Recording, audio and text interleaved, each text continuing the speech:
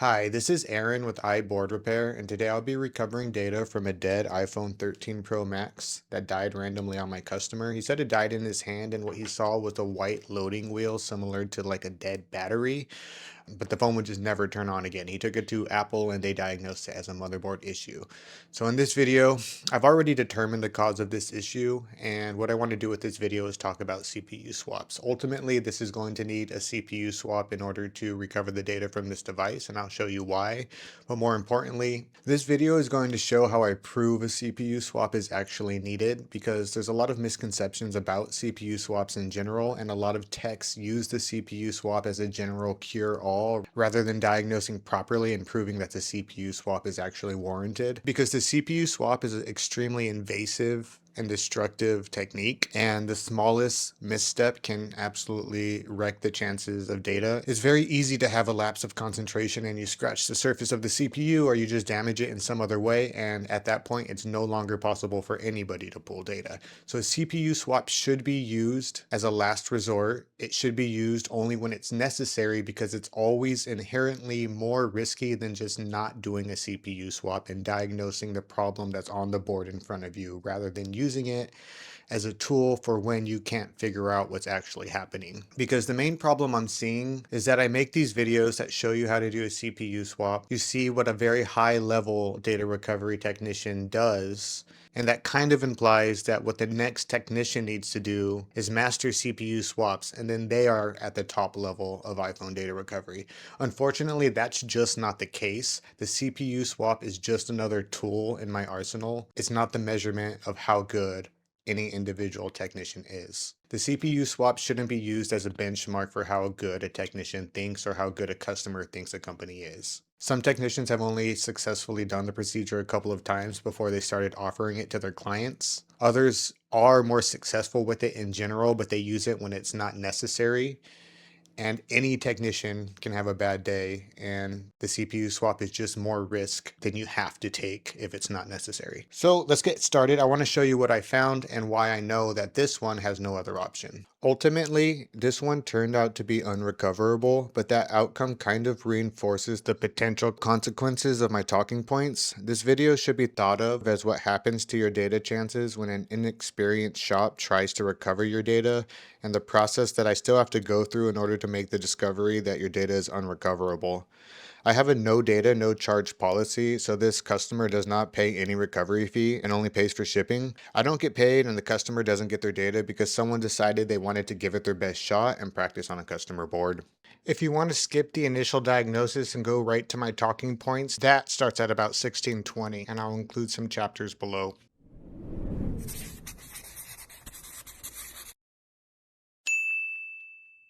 So here's the iPhone 13 Pro Max motherboard. This is a sandwich design, so it's a stacked motherboard design, and they've already been split apart by me. And when I split them apart, I noticed a few things. I noticed I had a few solder balls already popping out of a few places. Not necessarily solder balls, but you'll see like on this capacitor, there's a misshapen solder blob here as well. And if you look at the upper board, the underfilled area is really dark, and whenever it looks like this color, you can tell it's taken a lot of heat. So before it ever got to me, I suspect, in fact, I already know it was heated up at least once. This shield was removed and this area right here was worked on. There was a lot of flux in this area that I've tried to clean, so maybe they replaced this chip. I'm not quite sure.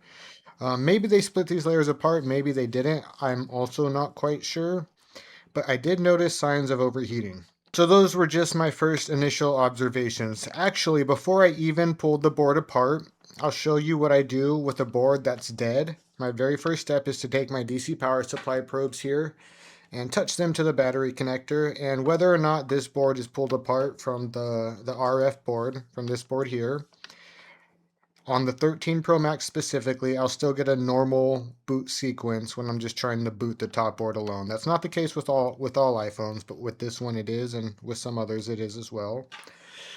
So I have the probes on the battery connector, and I'll short the power button line here in order to prompt the phone to boot. And we can see this 0.071 amperage draw, and it's just going to stay here. It's stuck here. This is what I saw before I split the board apart. This is still what I see after I split the board apart. And when I see this type of amperage draw, this tells me I have what's called a brain dead phone, or a phone, an iPhone in brain dead mode, and a brain dead iPhone basically. And what that means is the PMIC is turning on, the power rails are turning on, the CPU itself is not turning on, which means the NAND is not turning on and the RAM is not turning on. So just PMIC alone, nothing else is turning on when you see that 0.07 amperage draw when it's stuck there. CPU doesn't turn on until I think like 0.12 or 0.10. So what might I see when I have this type of amperage draw? It might be in DFU mode. So what I can do to check if it's in DFU mode is I can plug in a charger here, a charge port, onto the motherboard. I'll plug this flex into the FPC. And if I plug my lightning cable here, which I have attached to my USB ammeter, into the charge port, at this point I get nothing, but there's a reason for that. Before I started this video, I got that same 0.07 about amperage draw. At this point, I have the charger IC off of the board, and I'm no longer getting that 0.07 amperage draw at the ammeter. And that also tells us there's no point in trying to connect to a PC. But I can still show you how I would do that. So let's pretend that charger chip is still on the board, because this is the exact same behavior as I was seeing when it was on the board, so it's still relevant. What I did was, after checking the USB ammeter, I then plugged the lightning cable into the PC. And when you have a charge port and the cable plugged in but no battery, what this board's going to be doing is a looping amperage draw, trying to start up but not finding the battery and being unable to. And while it's in this startup loop, we can put the phone into DFU mode by setting the voltage to 1.8 and using the force DFU pad, which in this case happens to be this test point right here. And this is what I tried. And normally, if the charging circuits are working, usually even if the phone's in brain dead mode, you can get DFU mode on 3U tools, or you can get DFU mode in general and just be able to recognize it on a PC. In this case, we were getting no PC recognition. We were getting no PC detect at all. So having a brain dead phone, but having no DFU mode, having no PC detect whatsoever, but also having an ammeter amperage draw of 0.07, which is the same amperage draw that we saw in the DC power supply, I suspected the charging ICs. Specifically, I suspected Hydra first. I believe it's called Hydra on this model still. And I went ahead and I replaced Hydra. And after replacing Hydra, one point I should make first, while I had Hydra off, I measured all the pads underneath it in diode mode and measured them against known values to make sure that all the pads were connected to the pathways they're supposed to be.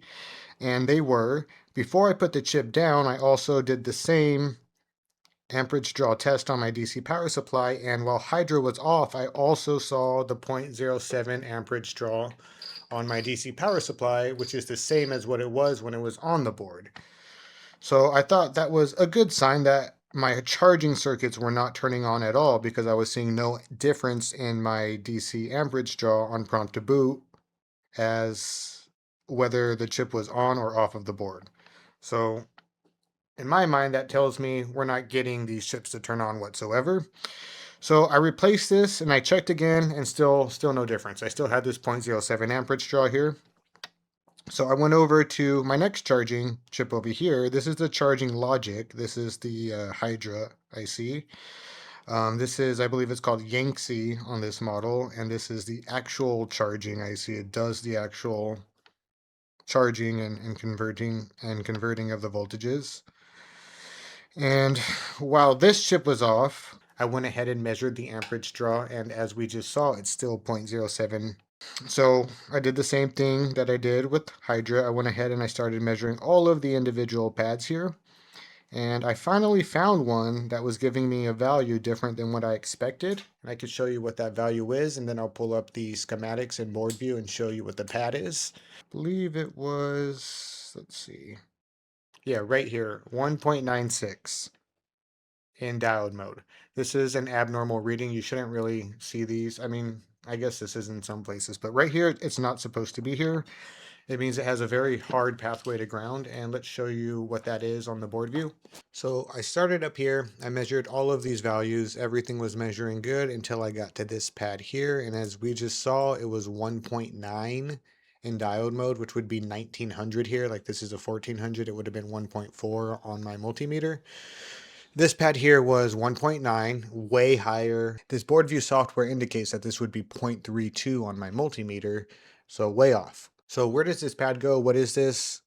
We can see I2C2 underscore SMC underscore SCL, and this is an I2C line. It is extremely important. And in a lot of cases, as in what we're seeing right here, without this line, the CPU will not turn on. This line doesn't go very many places. It goes to the charging IC here. It goes to this pull-up resistor here, which connects to the 1V2 underscore S2 line on the other side. On this side of the resistor, it just goes to the CPU, and the CPU gives us a measurement of what would be 0.56 on my multimeter. And the measurement under the CPU would imply the CPU is off and the charging IC is on. So if this chip is up, we would see 0.5 on this line. If this chip is down, if the CPU is down and the charging IC is up, we would see a 0.3 on this line, which would be the normal measurement. What we're seeing is a 1.9. So it's not getting the diode mode value from either the charging IC or the CPU, it's getting it from crossing this resistor here, which is the much harder path, a 10K resistor, for the value to get through, which is why it reads so high. So what does that tell me? That tells me because of the value, we can make the assumption, first, we know the charging IC is off of the board, off of my data board right now, which is how we can access this pad and take a value at all. This value would imply and require the CPU to be on the board in order to get the value at all. Because it's not getting that 0.3 on the board, that tells me the CPU is not connected to the line whatsoever. And we have to do a full CPU reball in order to reconnect the line. What I need to do first is pull up the CPU, and then I need to take a measurement on this pad. I need to measure from here to this side of the resistor here, and I need to make sure I have continuity. And that tells me that the line is okay. And then what I can do is I need to flip the CPU over and measure the chip itself directly. And I can measure this pad specifically. And I need to see that this pad gives me a 0.3 in diode mode. If it still gives me 1.9 in diode mode on the other side of the CPU, that tells me the CPU itself has an issue, which is a whole different problem, which we'll address if we get to it. But step one, what I need to do, what's proven to me is that this motherboard has a CPU issue. I need to pull up the CPU and I need to take the measurement to see if the issue is within the CPU or if it's because the CPU has detached from the board partially, which ties back to how I got this board. Because when I got the board, I knew it had been previously heated, mostly because of how this underfill looked on the top layer. I also know this area looks like it was heavily worked on. So I don't know what the original problem was. This area is known to get VDD main shorts, or there's an intermediary line that comes from the charger IC over here. I forget what it was called. But that line can also get short, which is in this area. This chip may have been replaced, and maybe that fixed the original problem. And maybe this problem that I'm seeing here now, this disconnected pad underneath the CPU, maybe that's related to either the previous technician heating the board too much. Maybe they separated the layers and then put it back together and used too much heat. And maybe that's causing the issue that we're seeing, the I2C line not making it over to the charger IC or from the charger IC to the CPU at least. Or maybe this was the original problem and the work at this IC over here by the previous technician was just a false lead that they were chasing. Because I don't know anything other than what I've been told, and the evidence that I can see. The evidence that I can see is that there was previous work. What I've been told is that there was a white loading icon that they saw before the phone died, and that's kind of an odd case because if a power rail goes short, the phone would just die. The loading bar means, or at least it implies, that the phone knew it was about to die and then shut off. And if it can no longer communicate with an I2C line, maybe something like that would happen. So I don't really know, and ultimately it doesn't matter. I've proven that I need to work on the CPU. So let's go ahead and put this into a holder, and I'll start by removing the underfill along the outside of the CPU. And I also kind of want to talk about my story and why I believe that I can do CPU swaps pretty reliably and consistently, even though I choose not to whenever I can. I like to use about 280 when I'm removing the underfill along the outside of the CPU. So that's what I have my hot air set to. And you might be wondering, you know, Aaron, why are you qualified to talk about who should and shouldn't be doing CPU swaps? And I guess while I'm doing the physical process of this CPU swap of preparing the board, I can kind of talk about what my history is within the industry and within working on these motherboards. I'm not really a natural storyteller and I tend to ramble and I tend to jump back and forth a lot, so I apologize in advance if I do that, but I'd still like to tell you about why the time when I was learning how to do this work was probably the most ideal time to learn for any technician. I was extremely lucky to have gotten into this work when I did, because getting into this work now is much different than it was when I first started. What a technician has to do now if they work on an iPhone motherboard is so much more of a high level than what I had to do when I was learning how to work with all of these components, when I was learning what everything did, when I was learning how to reball a chip, when I was learning how to run a jumper wire. All of these things, they happened to me in steps in a logical sequence that allowed me a lot of repetition for each individual step. And I was able to do hundreds and thousands of phones of simple repairs, not working with iPhone sandwich boards, not working with stacked layers, not working with CPUs. Um, there are courses now that will teach technicians how to work on a CPU within the first week of them learning how to work on iPhone motherboards. I didn't work on CPUs for probably 6 or 7 years after working on iPhone motherboards.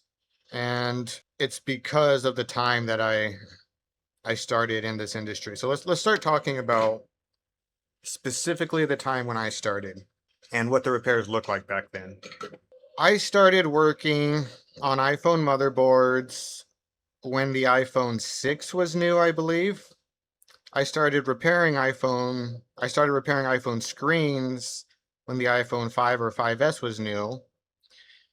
And I worked in a repair shop, and eventually I found phones that had motherboard problems, as you will if you're an iPhone technician. And I wanted to learn how to deal with these issues. They were very simple. Back then, we were not working with OLED screens, we were working with LCDs. And if you weren't careful to unplug the battery, it was easy to blow a backlight filter on the screen or blow up the image lines or the touch lines. So probably one of the very first things I wanted to figure out how to fix was a blown backlight filter. And I found Jessa Jones's videos. She had iPad 2 backlight filter videos very early on. I don't know what year this was, but it was before there was basically any information on how to fix iPhone motherboards. And that kind of started obsession with iPhone motherboards was these early jobs. A backlight filter change was literally just one little component. All you had to do was change the filter, and that was the full repair. And eventually I stopped working for cell phone repair shops, and I branched out on my own. And what I did was I went to, well, first, the very first thing I did was, in order to learn just how to deal with the physical processes, I bought myself a Xtronic hot air and soldering iron combo station from Fry's Electronics, a very cheap hobby starter station. And I would buy iPhones that were water damaged. I would look on OfferUp and Craigslist for any water damaged iPhone 5S or 6 or even 6S at this time. And I was learning how to diagnose no power on phones that belonged to me. There were nobody's phones, and there was no pressure for me to figure out the problem. If I could figure it out, I would sell the phone and make some money. If I couldn't figure it out, I would just eat the cost because I was learning how to work on these boards. And that kind of got the very first steps and thought processes into my head. I really liked that I wasn't working for a shop. There was no time constraint on these jobs. And there was no pressure from a boss or a customer or really anything. If I got frustrated, I could step away and I could think about the problem and just keep working it until I figured it out. And that low stress environment was really helpful when I was learning. Eventually, I decided I'm getting pretty good at this, and I lived in Orange County. There's a lot of repair shops in that area, and I went to all the repair shops, and this was around the time when the 5S was out, and the 5S had a lot of charging IC issues. The U2 charging IC, the one of the original motherboard problems. So there was that one, and that phone, that problem was just one single IC. It was in a very safe location. You didn't really have to worry about overheating the motherboard too much. All you had to do was replace one chip. And this was a very common problem. And I saw hundreds of these devices, and I got to work on hundreds of repetitions of just changing one single chip like this one here. I think this is my boost IC on this phone. But the U2 charging IC was just a little chip like this. All I had to do was remove it, clean it, put a new one down. And I did that hundreds of times, a lot of repetition, simple soldering work. So I saw that. Eventually the iPhone 6 came out, and the 6 Plus had another very signature problem. So what I would do is I would go to all of the repair shops in my area, and I would tell them, hey, you're going to see these issues. You're not going to know how to fix them. I do. Just go ahead and call me when you see them, and I will fix them for you. And I'd leave them my business card, and eventually the calls started coming in, and very, very soon, all the way back at the iPhone 6 days, I was getting daily iPhone motherboard work. So I got to work on iPhone motherboards, not for a repair shop, just for myself, working from home by going to all the repair shops in my area and telling them, hey, I can do this. I know you're not going to be able to, just call me. Not all of them did, but a few of them did, and I very quickly got daily motherboard work. At that time, I was just charging $60 or $80 for these repairs, but at that time, that's also what I would expect to make in a full day's work if I was working in a repair shop. So I was happy to do just one repair to get a full day's worth of pay. The iPhone 5S, like I was saying, was one single chip. That was the problem, and I got hundreds of repetitions and daily practice doing that. And then the 6 Plus came out the next year, and I got a whole nother year of just a single IC that had a major problem because the 6 Plus had iPhone 6 Plus touch disease. It was a very rampant problem. Almost all 6 Pluses eventually ran into this issue. And in order to fix it, you had to change the touch IC, which was a bigger chip, so a little bit harder to work on. But aside from that, you had to run one jumper wire underneath the chip in order to fully stabilize the repair and make sure it doesn't happen again or come back for warranty. So the 6 Plus, I got a full year's worth of work of doing one chip and one precision jumper wire, which would go from a via or from a pad underneath the chip to a via close to it on the motherboard that I would run a jumper wire to. I got hundreds of repetitions of the 5S single chip, hundreds of repetitions of the 6 Plus single chip and single jumper wire. And then the next year that came out was the iPhone 7, and the iPhone 7 had another signature issue that ran into hundreds of or thousands. It ran into almost all of the iPhone 7 motherboards. We saw it all the time, and that was iPhone 7. No audio disease, no sound. It was a very common problem. And in order to fix that one was another step up in difficulty because it was a chip a little bit bigger or maybe the same size as the 6 Plus Mason Touch chip, but it was in a harder location to work with because we had the baseband CPU directly opposite the board. So if we overheated the chip if we overheated the motherboard while we were working on the chip, we would float the baseband CPU and we would have no service on the phone. So that made the repair a lot more precise. And aside from that, we also had multiple jumpers we needed to run underneath the chip in order to stop the problem from happening again. So now we suddenly had gone from a single chip to a single chip with a single jumper to a single chip with multiple jumpers in a hard area. And that was all without having to deal with the layers yet. There was no sandwich motherboards yet. These were single layer motherboards.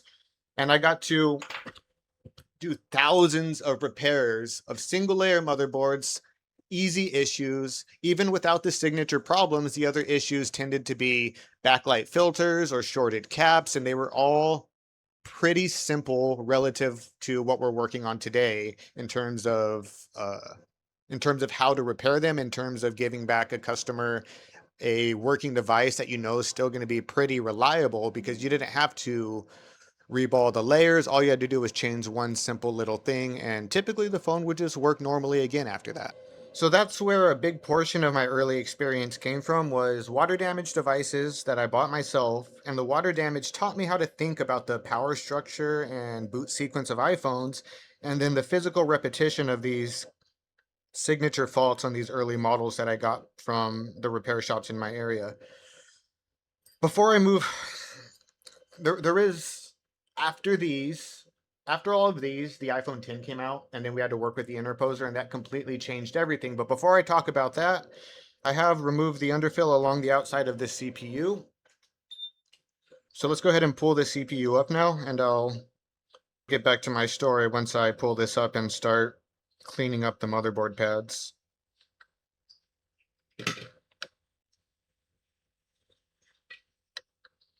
I pull CPUs at about 370, which is just my standard hot air temperature that I use for general work. Other people may have different temperatures, and there's different techniques and ways to do this.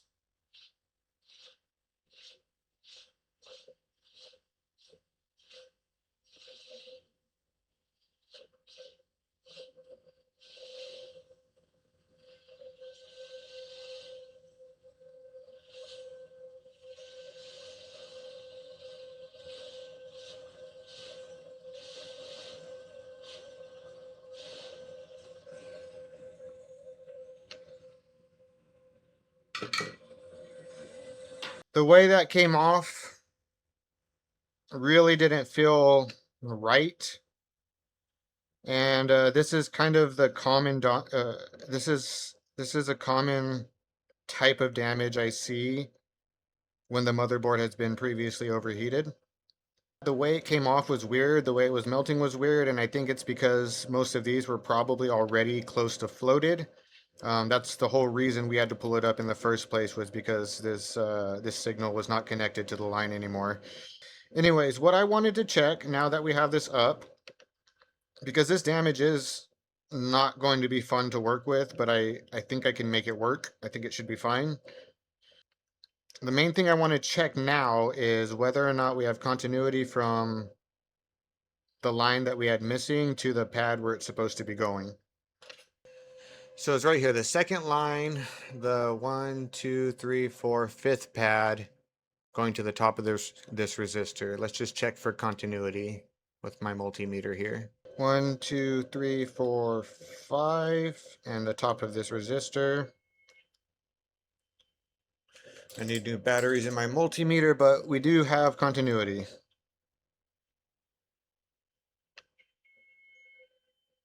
So I have continuity to the pad. Let's go ahead and make sure I have the proper diode mode measurement on the chip itself. We'll flip it. It should be over here. So it should be the fifth pad. One, two, three, four, five. 0.3, that's what we were supposed to see on the line itself. So the chip has the reading. We have continuity to the pad. That means everything is working, but the chip was no longer connected on the line. That proves that. We can also see that pad is grayed out, and that's probably how it was before I pulled it up. It was not really connected anymore. The way I lift CPUs is I apply a very small amount of steady pressure to the side, and typically the chip will not let me in until all of the pads are melted and the chip is ready to come up.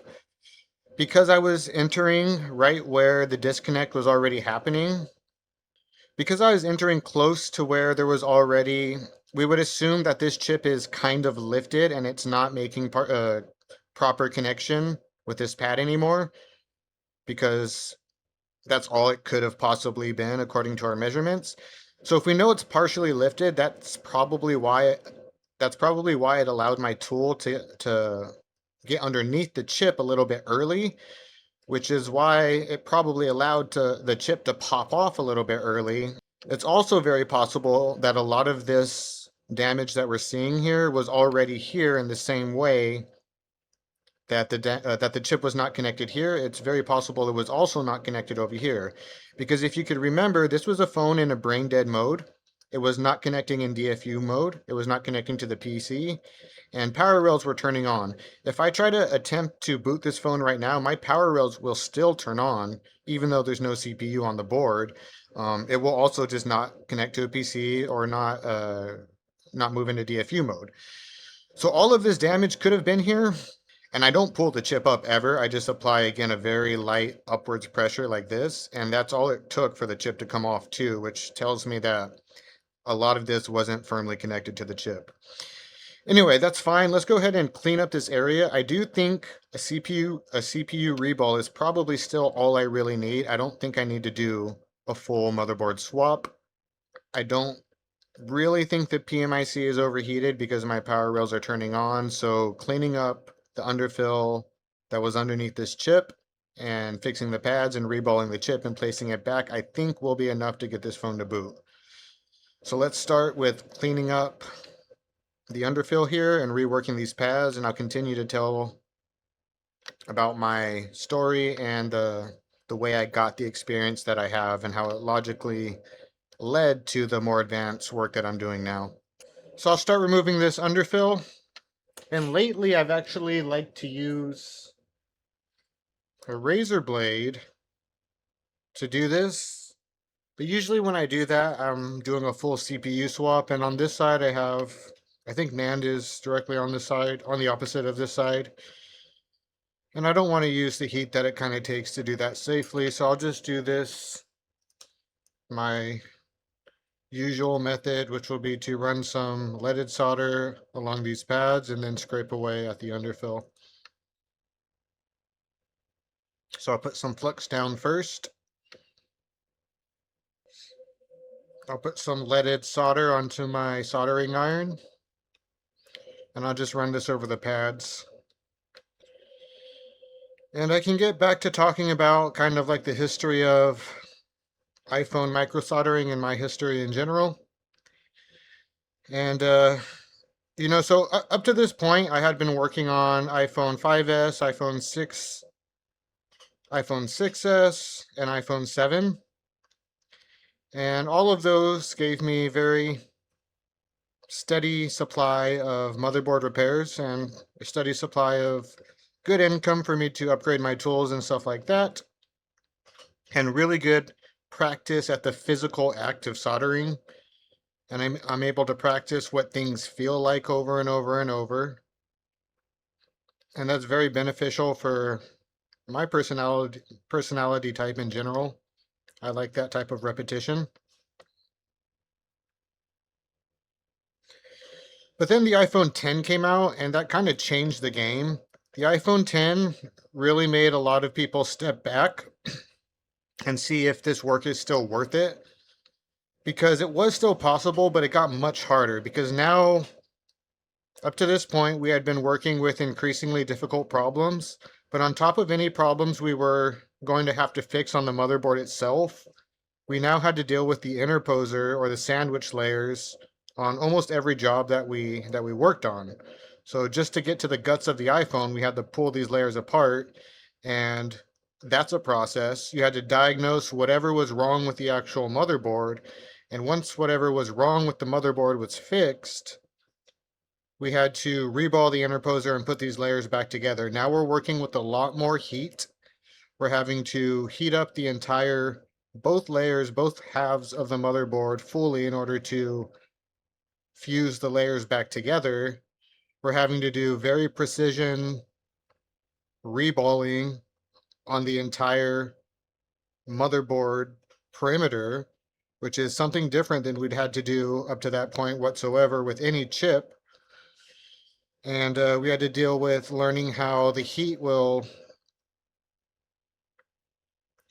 bend the stencil when we're trying to reball something big like the entire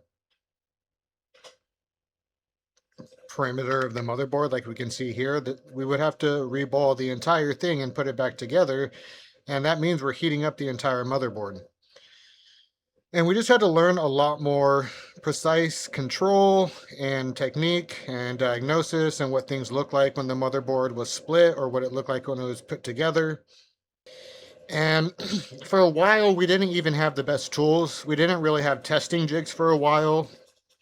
When the iPhone 10 was really new, we didn't have reballing stencils yet. So a lot of people were trying to reball by hand with just a soldering iron, which was intense pain.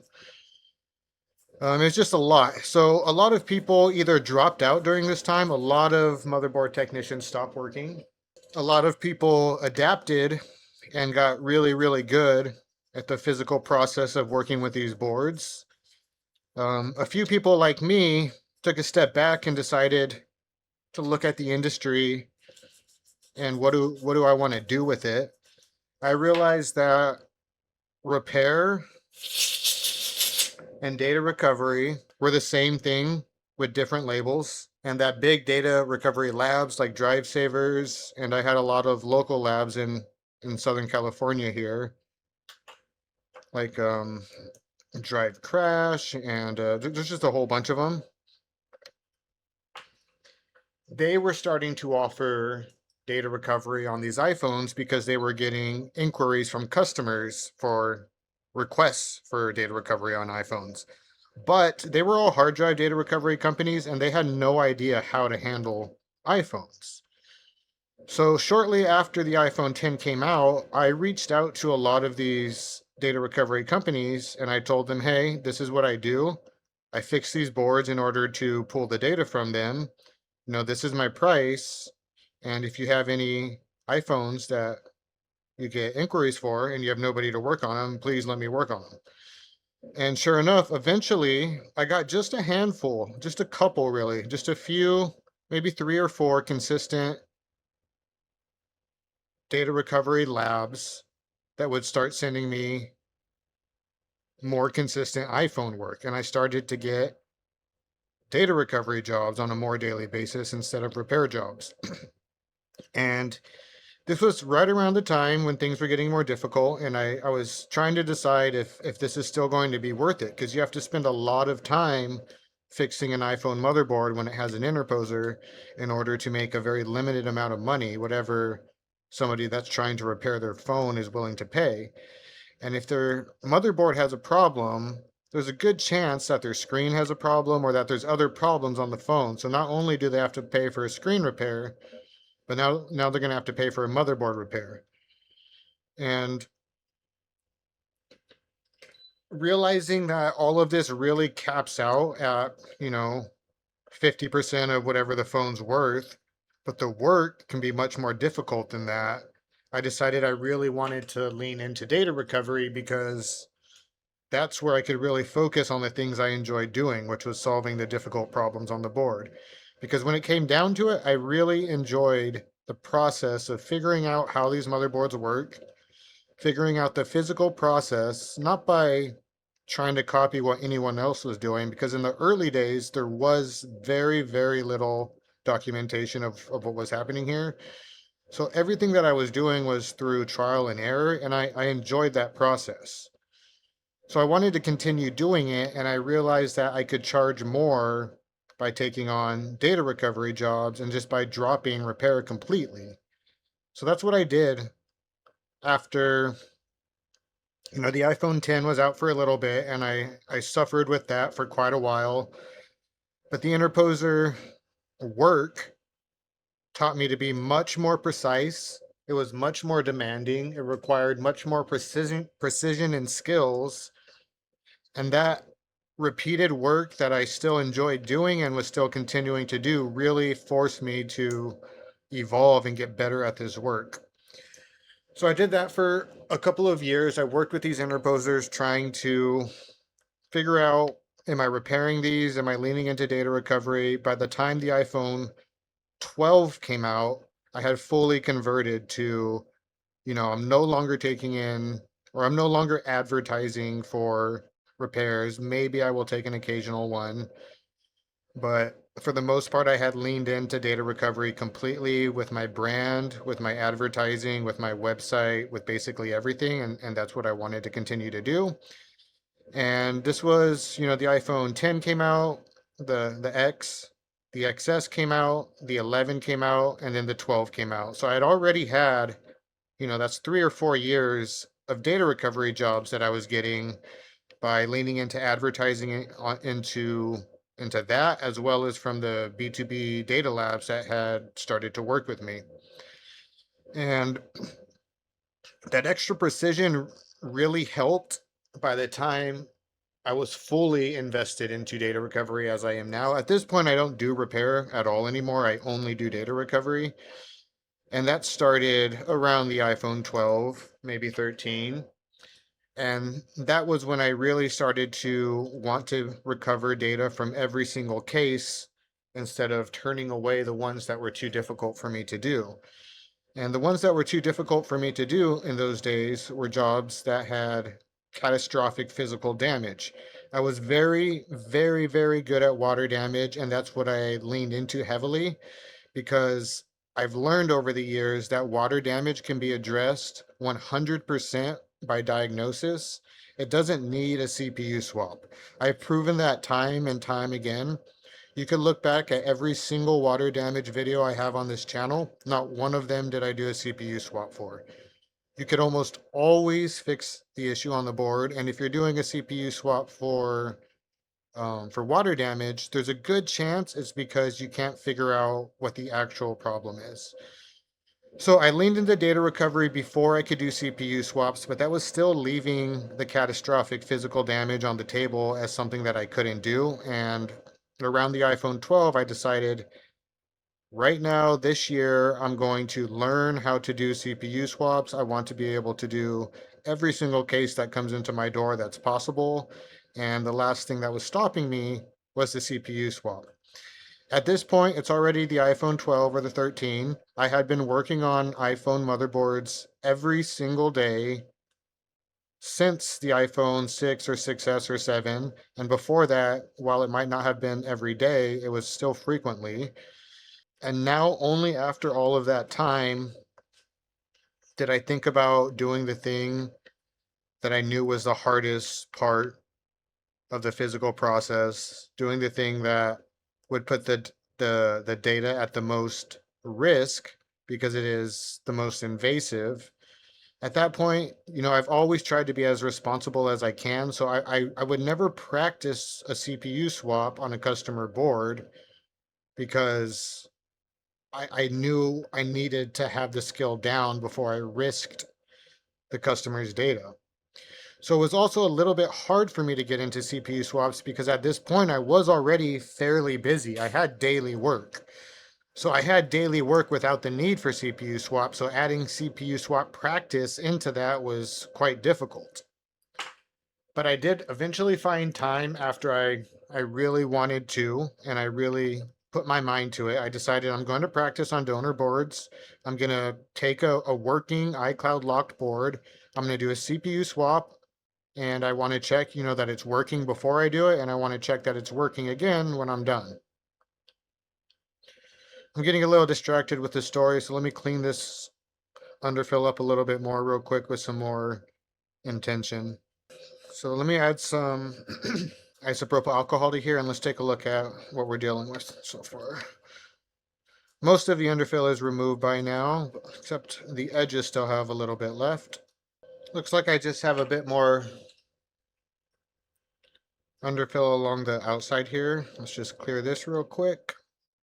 So as I was saying, I didn't want to practice CPU swaps on customer boards, so it took me a while before I was able to put in the time to practice them and get good at them and become confident enough to be able to do them for my customers. And, it's only been since about the iPhone 12 that I really got heavily into CPU swaps. That's about when, if you look on my channel, you'll see that they began.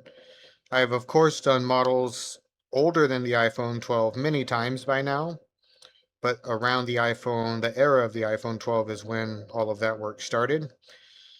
And now the iPhone 12, the iPhone 13, the iPhone 14, 15, 16, and we're on the iPhone 17 now. And I've been doing CPU swaps for all of these years now. And after years of doing CPU swaps, I noticed another type of damage that I was turning away, that I can no longer, that I couldn't figure out how to do, that I didn't have the skill for, and that was RAM work. My diagnostic ability, which I mentioned before, I think I really grew with my love of water damage and the amount of water damage work I did before I ever worked on any type of CPUs. That got me really good at diagnosis. So I would have CPU swaps where my good diagnosis would show me that this doesn't seem to be a CPU problem. It's pointing to the RAM stack on top of the CPU, because this is a package on package type CPU, what we call a CPU. It's not really the CPU, it's a whole bunch of things. We just refer to it as a CPU. One of the things it has is the RAM package on top of the CPU. Where's the CPU? Let me show you. This pretty thin orange layer, or this orange layer is pretty thin, and there's a few things within it. And then there's this big package on top of the orange layer, and that's where the RAM is. And I would notice that sometimes the CPU, or not the CPU, the entire package would be cracked, but it was only the top portion, and it was only affecting the RAM. The CPU itself, which is the part that's paired in and encrypted, it was not damaged. It was just the RAM that's within the same package as the CPU. So I realized there is still one more level within the physical process of motherboard repair that I wasn't doing, and that was RAM work. And when it came to RAM work, there was very little information available. Um, there were a couple of technicians that did show what they were doing, and I eventually landed on the method of trying to remove the RAM.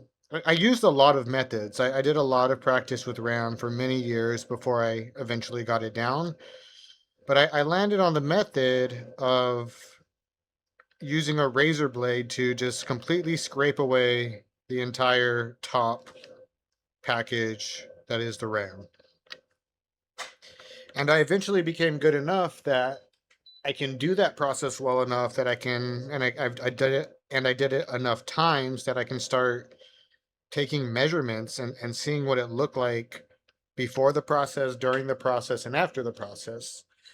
And I eventually learned a lot about what is actually required to get to different stages of booting up an iPhone. I learned that, well, I learned this part during CPU work, but I learned that an iPhone motherboard will turn its power rails on, meaning the PMIC will turn on even when there's no CPU on the board. I learned that when RAM is off of the board, but the CPU is on, the phone will go to DFU mode. It won't go there automatically, but if I tell the board to go into DFU mode, even with RAM off of the board, it will do so. I learned that the amperage draw of an iPhone board with no RAM was a current looping 0.12 amps.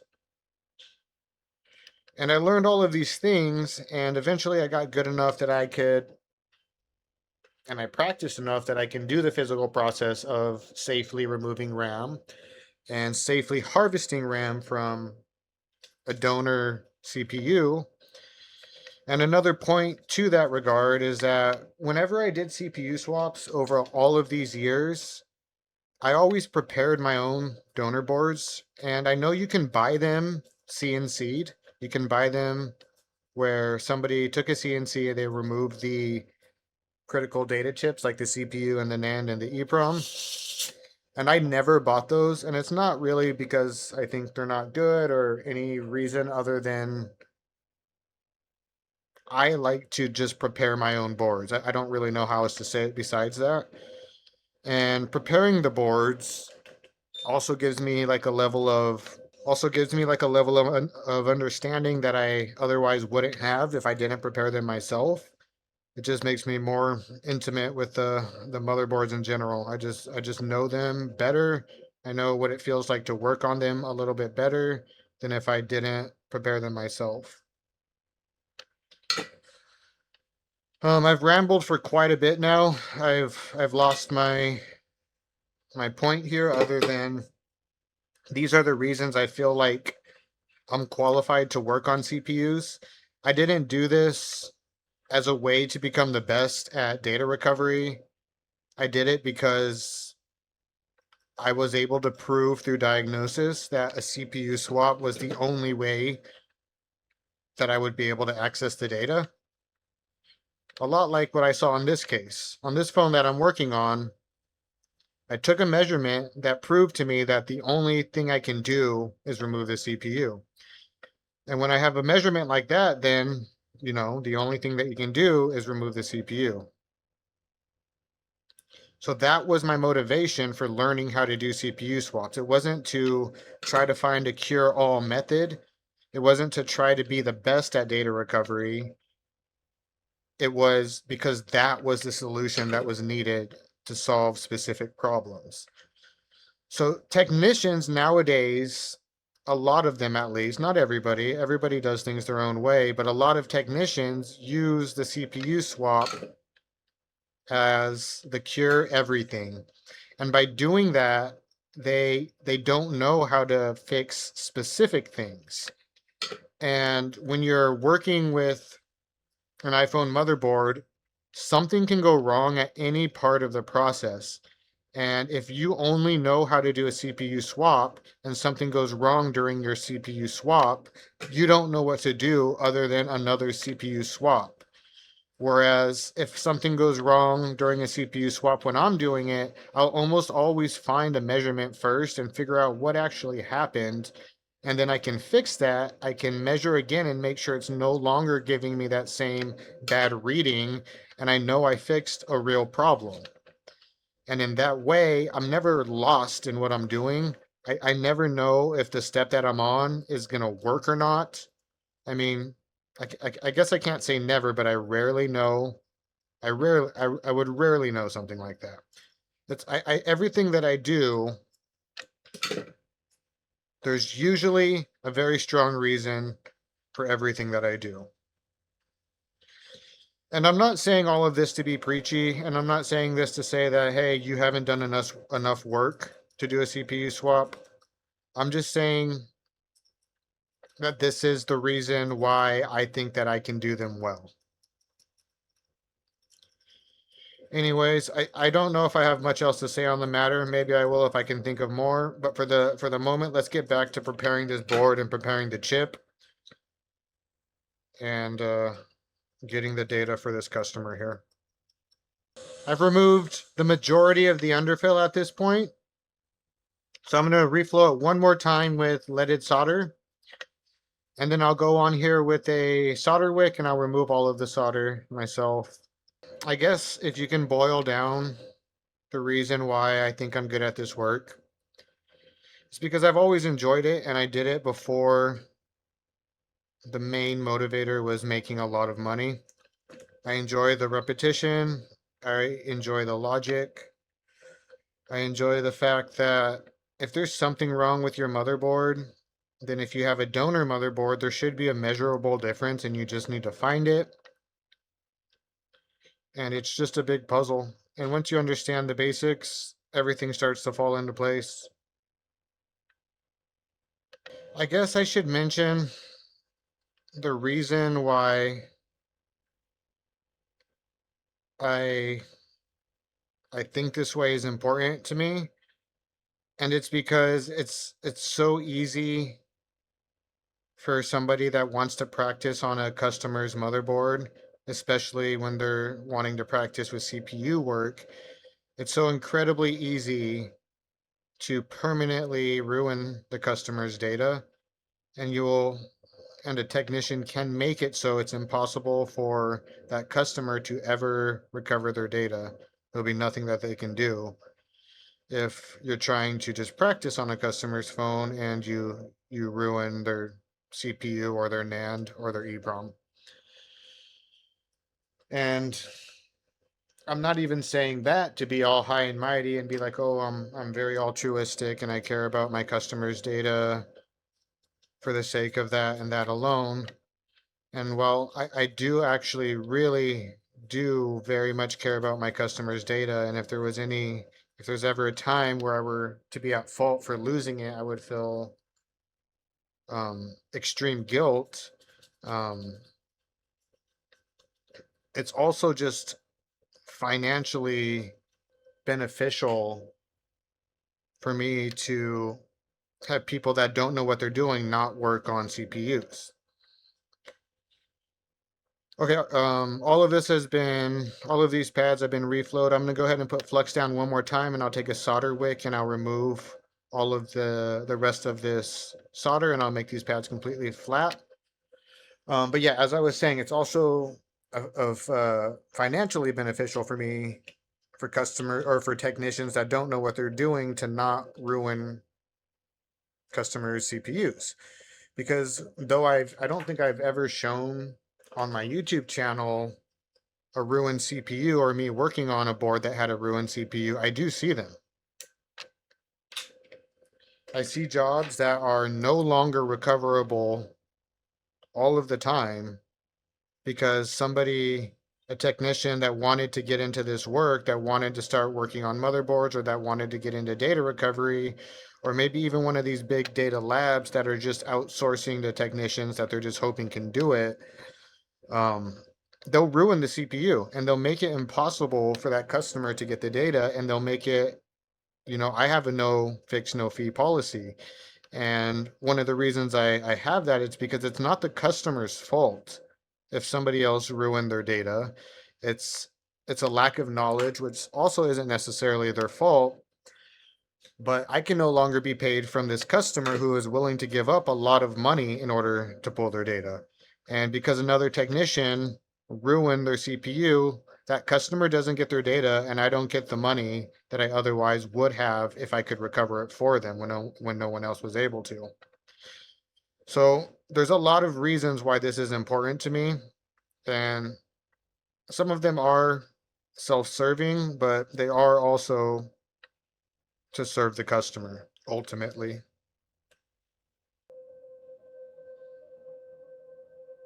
And another trend that I had noticed with some of the newer technicians is using the CPU swap or the ability to do a CPU swap, even if it's just one time, as kind of like a flex and like a proof that, hey, I'm already at the top level of iPhone motherboards.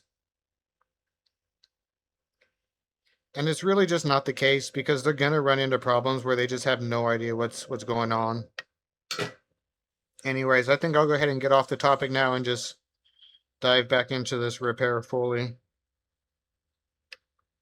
I'm almost done flattening these pads, and then I'll have to take a look at that CPU. It has a lot of missing pads on the CPU surface itself, and some of them might not be required, and that's what I'm hoping for, but surely some of them will be.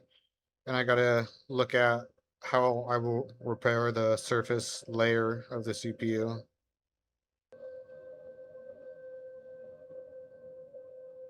Okay, these pads look pretty good. I'll go ahead and clean it up a little bit and then we can take a closer look at the CPU. So to be honest, I don't even know yet that this CPU is alive. I think it will be. But something like this is really bad because this looks like a single individual pad that has a line coming out of it. And it may also be short. And there's another one over here. Oh man, hopefully, maybe I should have worked on the CPU first because I don't know for sure that it's even recoverable. I'm gonna go ahead and remove the underfill on the CPU first. Sorry if you guys hear my baby in the background. My wife's dealing with 3 kids under 5 years old over there. I'm gonna remove my Barlow lens now so we can get a bigger view of this CPU here. There we go. And I love the clarity I get with this view, but the working distance is just too small to work with as an everyday magnification. Let's take a look at some of these pads. One thing I've always wondered about are these ground pads on the corner, because this is all ground, but this ground pad has its own like path or via or whatever here. It's not part of the more general ground plane. I've never known why that's the case, and I feel like it's particularly important to make sure that that's fixed. So a lot of these are going to be real close to being short to ground. We can see right here the copper has risen up, and I don't know what that pad is, but it looks like it's an individual, so I'll have to see individually what that does, but it's very likely important. I'm hoping some of these ones in the middle can just be skipped. A lot of them are part of bigger rails. I just need to make sure they're not short. I don't know if that's going to be the case for all of them. I'll have to individually check every single pad that's ripped and make sure it's neither short and to see if it's needed. I have a bubble over here and that's really not good. And I have one more bubble. They're pretty small, but it's never good to see a bubble. And maybe one of them is just ground. Hopefully that one there is ground. And this one to the right of it, it looks like it's not ground, so we'll have to see what it is. And if it's short, those are going to be probably the worst ones. This is another reason, even if you're not doing CPU work, if you're overheating the motherboard, this is the damage that you're going to see. You're going to see random blown out traces. I have seen them so bad that the entire middle portion all look like these individual missing pads. So luckily this wasn't the entire CPU or the entire middle portion, otherwise I wouldn't even be attempting it here. This is really as bad as what is still possible to recover for me, in my opinion. Let's take a look at this one first, as it could be one of the worst ones. So I have 2 pads missing. One of them is ground right here, 30, 31, 30, 29, 28, 27. One of them is ground right here. One of them is right here. This goes to my camera IC. I'm nearly positive I can get this phone to boot without this chip on the board, and if that's the case, then that line shouldn't matter. I don't think we'll need this line. If we don't need the chip, then we shouldn't need the line. It's not going anywhere besides the chip. So I think we're safe with the two that are missing. One is ground. One is this camera PMU clock line. And then a thing about this pad is that it is ground right now when it shouldn't be. I think I was counting to 27, and this is ground, and this is 28, and I don't know what I was seeing before. This is not ground. This is also a NAND reference line. And this cannot be short to ground, and it is. It is my number one problem now. What I did see, because I did check the CPU off camera now, a donor CPU, is that most of these pads that are not ground are going to need to be fixed. A lot of them I have are ground, like these ones. Well, they say they're ground. I have to double check now too, because I'll just have to double check. But this is not ground and it cannot be short to ground, and right now it is, so I need to see if I can fix that problem. Because if I can't, then this is automatically game over and I can't pull data without this pad fixed. Oh dear, this is an issue.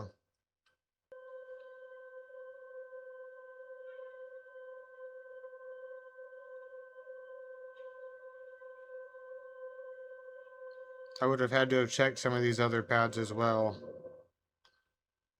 But there's only one that's a big problem.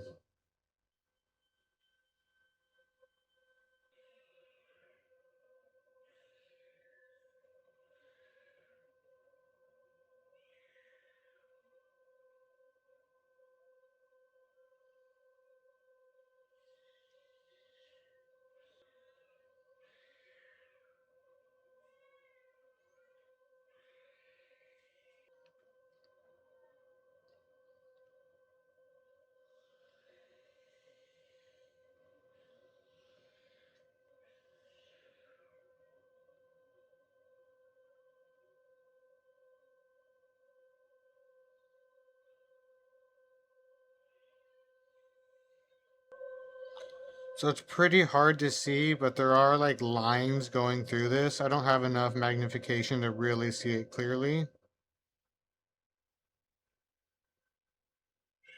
And it's right up against the edge of them, so I'm not sure if it cut any of them off or not, or what they are. And this is a hole all the way through the CPU. So if there's lines going through this spot, I've severed them, or they've been severed, I should say. I think I see at least one line possibly going through there.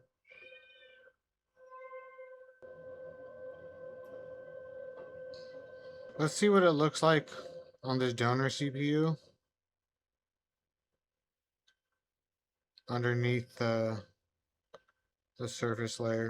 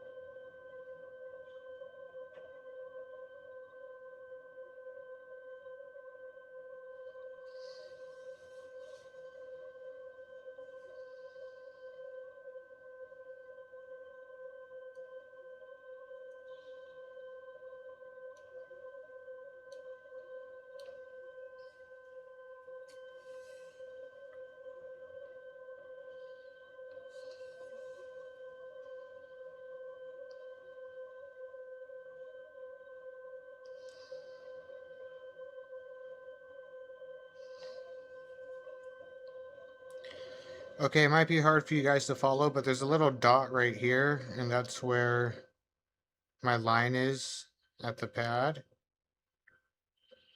And there's like a little bar right above that, and I don't know if that's part of the ground plane or not. And if it is, then that's my best case scenario. And you know what? It's starting to look like it is. So if I can just isolate the via, I might be able to make this work still.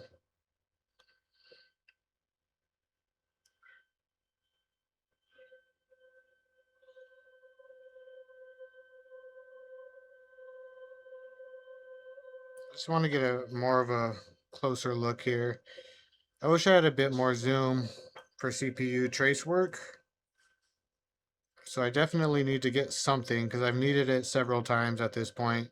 I have some videos that I don't think I've ever released. I even have a 16 Pro or Pro Max CPU swap as well as a a swap video. They're just like very long and hard to edit. Um, but I have a few videos that I've never released where I'm doing very, very precise repair of the CPU itself, like what we're seeing here. And in all of them, I needed a little bit more magnification, even though I made it work.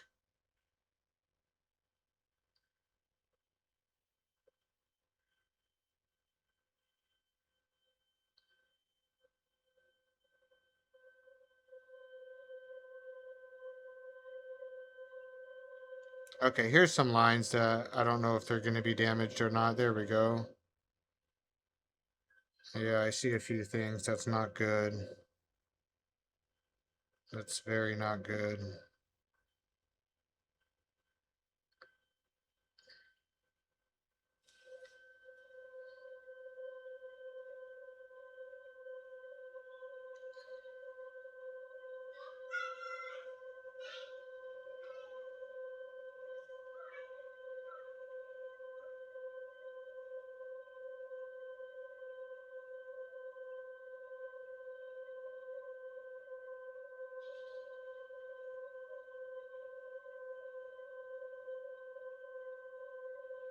There we go. I have more surface layer stuff down there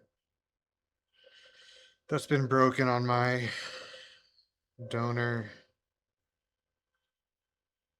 or on my data board.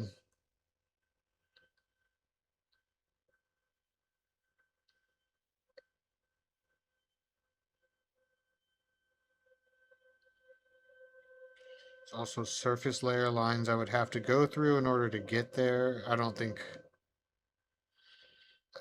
think this is something I can fix, unfortunately. That sucks. That sucks.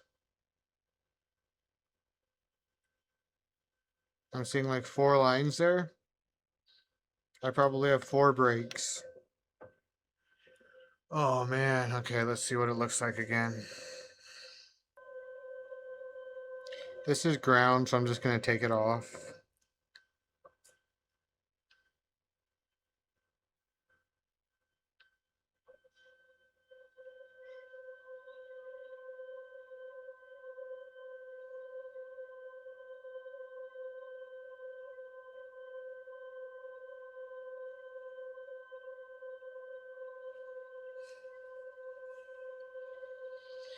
Yeah, this is no good.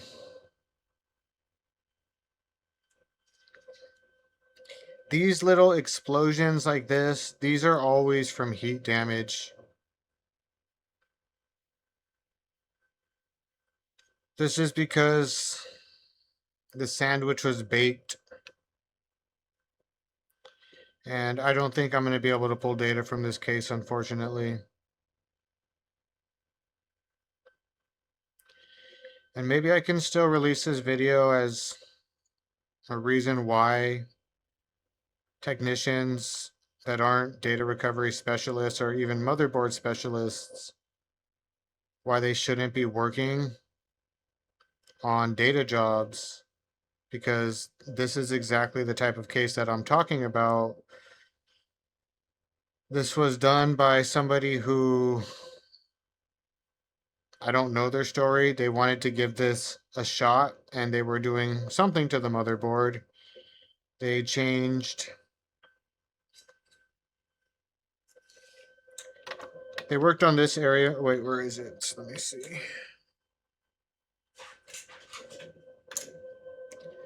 They worked on this area most heavily, and I'm not sure what they were doing. You can see there's still even solder balls in this area now that I have better zoom enabled. And aside from working on this area, they either just heated the entire board. I don't remember if it looked like they worked on the layers. It didn't look like they worked on the layers, but they may have tried to split it and then stick it back together. Or they may have just tried to reflow the whole motherboard with heat and hope that fixed whatever issue that they were working on. But what that really did was overheat and bake the CPU that was on the inside. I prepped this beautifully for no reason. I don't think I ever showed this to you. So I prepped this and got it ready to take the CPU, assuming I'd be able to fix it still. Really, the reason I started working on this first was because I wanted to talk about what I wanted to talk about, and this required less mental focus than the CPU itself, so I worked here first. The PMIC, when I first got it, it did look like it had taken a bit of extra heat as well. Not too much, there was just a few areas. Um, but I did notice a few signs of heat. And unfortunately, this is kind of what I have to do to prove when data recovery is not going to be possible. It took a lot of work to even get to this stage, but ultimately this customer, I'm not going to charge them for this. They are not at fault for whatever the previous shop did. It could be argued they should have done more research if the data was very important, but still most people are going to believe whatever the shop tells them, and if they tell them that they think they can do it, then they'll probably believe them. And because this customer believed that shop, data recovery is impossible on this motherboard. And I'll probably release this video after all, and I can just point them towards this video and they can see the damage that occurred. And I did talk to them on the phone already, and I let them know it looked like the motherboard had been overheated. What this video boils down to is that technicians that are trying to start today or even just later than when somebody like me started, they're not going to have the same advantages that I had when I was starting. I was able to get simple repetition. I was able to build a solid foundation of doing simple work hundreds of times, and I was able to be paid for that practice and compensated in a way that motivated me to keep doing it. That just doesn't really exist anymore. To get paid for this work, you have to be already pretty competent at a lot of different skills just to do the repairs outside of doing more precise data recovery type jobs. And how that applies to CPU swaps is similar to what we saw today in terms of the damage that you might see. The damage that we saw today is the same type of damage we would see if somebody did less than ideal work with the CPU. In this case, it happened a step earlier before the technician ever even got to working on the CPU and maybe even the layers themselves, which is also another issue. A lot of technicians that watch this channel are working for repair shops and they're looking for ways to make their shop more money, which is very reasonable. That's why we're all doing this, to make a living. But when it comes to data recovery, I do hope that those technicians will take careful consideration with what they're doing. And when it comes to data recovery, maybe refer those ones out and just stick to the repairs. Because in this case, whoever worked on this device, I'm sure that they think that whatever they did was ultimately harmless. They think that they couldn't figure out the problem that they were working on, but if they escalate to somebody that's more specialized with data recovery, that the phone is still ultimately recoverable in their eyes. Whoever worked on this device will never know that what they did caused this customer to never see their photos again. It caused me to do this work without getting paid.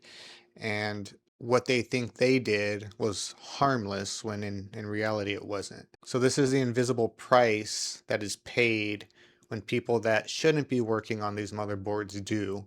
You'll see jobs that are rendered unrecoverable, and it's very rare that these are published on YouTube because most technicians don't want to show their unsuccessful attempts. But I do think it's important that we see why iPhones might be unrecoverable, and it's this type of damage that we're seeing here. Anyways, thanks for watching this video, and I hope you stop by again. Bye.